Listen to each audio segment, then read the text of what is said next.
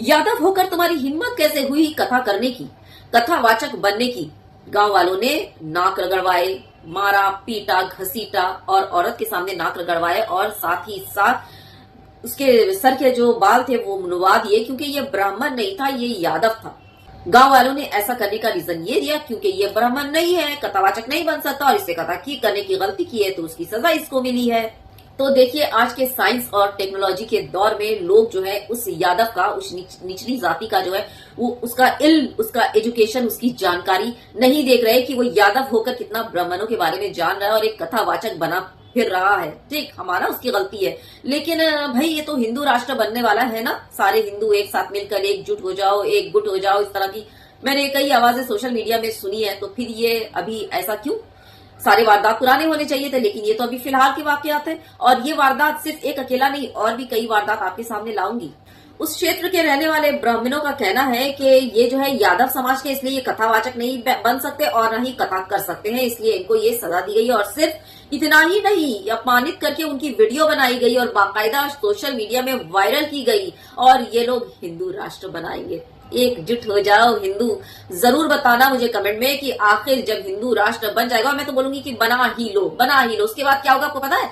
ये लोग हिंदू मुसलमान छोड़ के ये ऊंच जात नीच जात आपस में लड़कर, समझ रहे ना? हाँ, तो मैं बोलूंगी कि बना ही लो, तुम हिंदू राष्ट्र ही बना लो। लेकिन हाँ, कमेंट में ये जरूर बताना कि हिंदू राष्ट्र बनने के बाद ये जो यादव है और जितने भी निचली जात के वो जो दलित हैं, उनका मुकाम क्या होगा, उनका पोजीशन क्या होगा, उनको रहने का हक, उस समाज में रहने का हक जैसे तुम ब्राह्मणों को मिला है उनको मिलेगा या नहीं? ये जवाब मुझे नहीं दोगे। ये मत बोलना कि जो है तुमको क्या लेना देना, तुम अपनी देखो। हाँ, तो ये जवाब मुझे नहीं चाहिए, ये उन दलित समाज को चाहिए जो इससे प्रताड़ित हो रहे हैं, तुम लोगों की जुल्म और बर्बरता का शिकार हो रहे हैं। मेरा नाम संत सिंह यादव है। तो जब हम वहाँ गए तो चूंकि अछल्ला के पास का गांव है, तो वहाँ लोगों ने पूछा कि आप, पहला श्लोक हो गया, भागवत भी शुरू हो गई। शाम को उन लोगों ने पता लगाया होगा, तो वो बोले कहाँ के रहने वाले? तो हमने काम रहने वाले तो कानपुर के नहीं है। अछल्ला भी हमको हो गए 20 साल रहते क्या काम करते हो? तो हमने कहा पहले हम शिक्षक थे, स्कूल चलाते थे, क्योंकि जो मोदी सरकार आई तो उस समय प्राइवेट स्कूलों को बंद करवा दिया गया। इसके बाद फिर हम भागवत में लग गए। तो बोले कि तुम्हें पता चलता है कि चमार हो? हमने कहा हम चमार नहीं साहब, हम यादव हैं। तो बोले कि आरडी दिखाओ। तो हमने कहा आरडी तो मिलाए नहीं, आधार कार्ड। बोले कि तो हमने कहा नंबर ले लो हमारा, हमारे घर से पता लगा लो। तो इन्होंने नंबर लिया, हमारे बेटे से पूछा तो बेटे का नाम जैसे आरडी में हमने क्लिक किया तो उसका नाम लिख के आ गया, राज यादव। इन्होंने कहा कि साले ये 103 डेयरी है यहाँ पे ब्राह्मणों के गाँव में, तुम यादव होकर के चमार होकर के यहाँ भागवत करने आए हो। और इन्होंने बहुत हमें मारकूट करना शुरू कर दिया। रात भर इन्होंने बहुत टॉर्चर किया सर, यहाँ तक कि हमारे बाल काट दे। और जो परीक्षित बना था, परीक्षित की मैडम से इन्होंने मूत्र, बोले भाभी आप अपना मूत्र ले आओ, उसे मूत्र से हमारे ऊपर छड़का इन्होंने। बोले ये अब पवित्र हो गए, ब्राह्मण के मूत्र तुम्हारे ऊपर पड़ गया, अब तुम पवित्र हो। ब्राह्मणों के गांव में यादव होकर तेरी कथा करने की हिम्मत कैसे हो गई? ये सवाल हमारे राजा से बिल्कुल नहीं है, ये सवाल है हर उस इंसान से जो भक्ति की दीवार पर जात को लांघने की कोशिश करता है। तो आपके इस रवैये से ये साफ मतलब एकदम क्लियरली ये वाज़ेह हो जाता है कि आपका जो भगवान है वो सिर्फ ऊंची जाति के लिए, नीची जाति के लिए आपका भगवान नहीं है।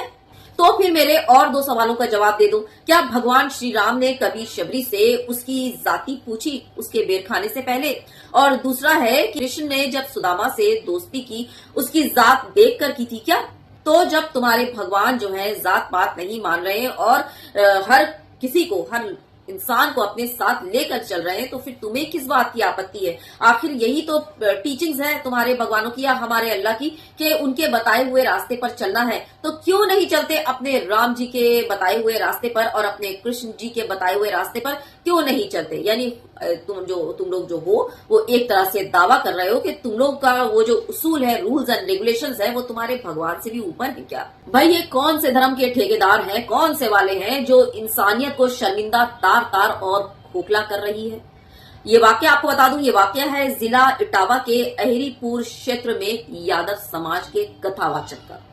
शेयर करना बिल्कुल मत भूलिएगा, ज्यादा से ज्यादा वीडियो शेयर कीजिएगा। अपनी राय, जो मैंने सवाल पूछे हैं उसके जवाब आप कमेंट बॉक्स में मुझे दे सकते हैं। और ये पार्ट 1 वीडियो है, नेक्स्ट वीडियो स्टे ट्यून।